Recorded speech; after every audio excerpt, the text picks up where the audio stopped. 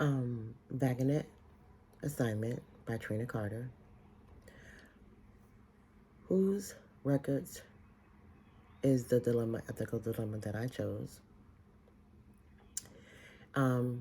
Whose records features a disappointed client, a client the therapist wants to discuss my notes. The client previously saw me a few weeks ago and stated she wanted to switch. Therapists hope that the client, I hope that the client will recognize that the treatment is ongoing and switching therapists 3 or 4 times a week is not an ideal method.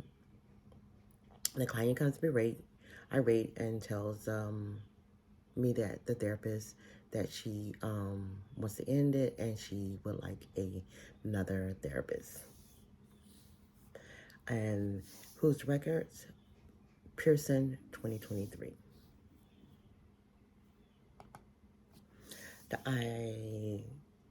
Step one, identifying the problem.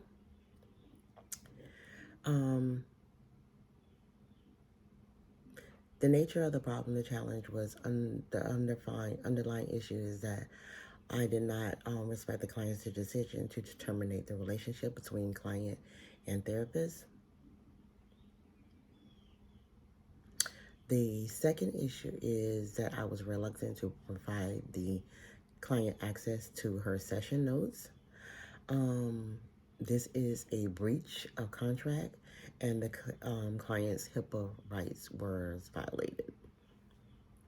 An explanation of who or what is connected to this issue.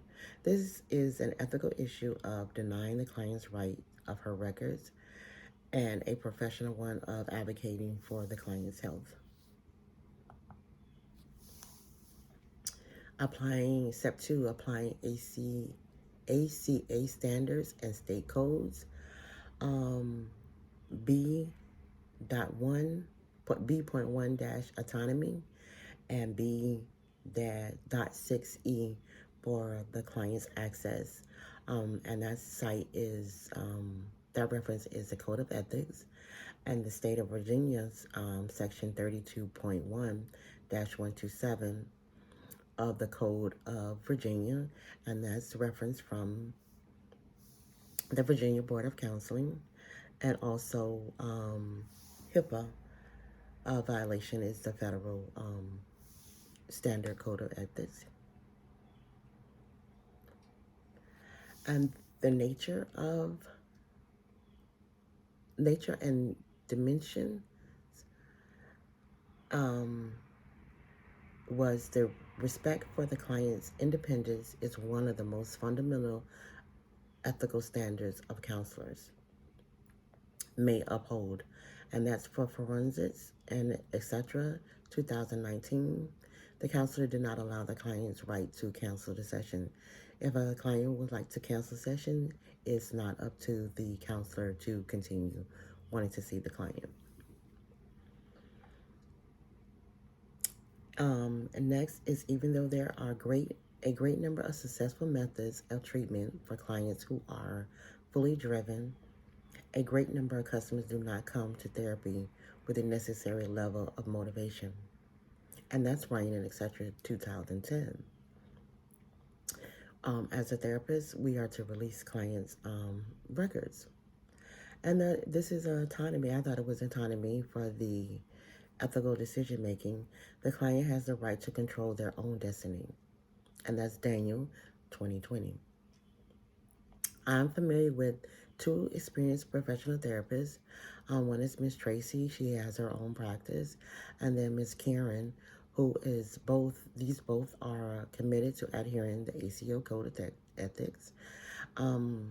Individuals I would contact if for counseling in my state of Virginia would be Packlight Counseling LLC, and another one with Sage Counseling and Consulting that I can contact in times of need. Potential course of actions. If I'm unsure how to end a relationship professionally, I will initially consult with a colleague and then check with my supervisor That is Remley and Hurley 2020. As a Christian counselor, I must use my power to improve life without harming my clients. And that's Daniel 2022. Potential course of actions. Counselor become more educated on the ACA Code of Ethics. Another potential course of action, client can report the counselor to the State Board of Counseling in their state, in which mine is Virginia. A potential course of action, the client can report the counselor to their supervisor. If they're working for a counseling organization, she can report them to the appropriate supervisors. Another potential course of action is for HIPAA violation, will be reported, and documented. Potential consequences of each action. One potential consequence of action is the counselor may not want to be educated on the Code of Ethics. A consequence, the counselor may lose their license to provide therapy to individuals. Another consequence may the counselor, if they are working for organization, they might be written up or reprimanded. Or in another action consequence, the counselor may lose their license. Actions chosen. Consult with colleagues to check with a supervisor. It will be a course of action. Discuss the details of the initial informed consent form. Could have been something I did. And review all kept records during discussion with the client. And that's Remley and Hurley 2020. Elevated course of action. No ethical dilemma still exists within my chosen course of action. Yes, the test of justice is established and is fair to everyone. Yes, the test of publicity and the course of action can be done. This course of action can be done within the public with no concerns. And yes, the test of universality has been established. The actions is fair to everyone. And this comes from the practitioners. The reference is Practitioner's Guide to Ethical Decision Making 2016. Step 7, implementation. After counseling with peers or supervisors, I will know how to end the therapy engagement without harming the client. And that's reference ACA 2014. The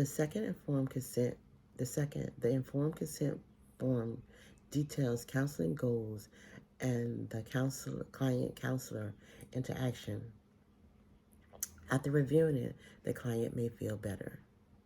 And that is Remley and Hurley 2020.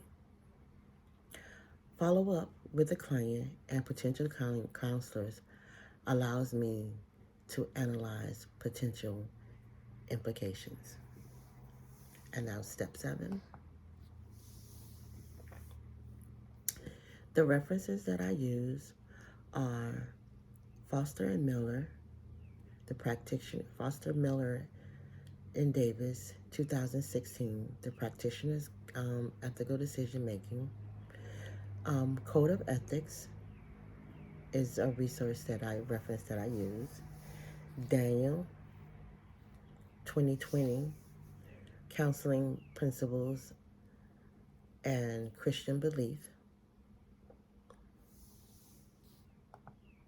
Also, I use Forensic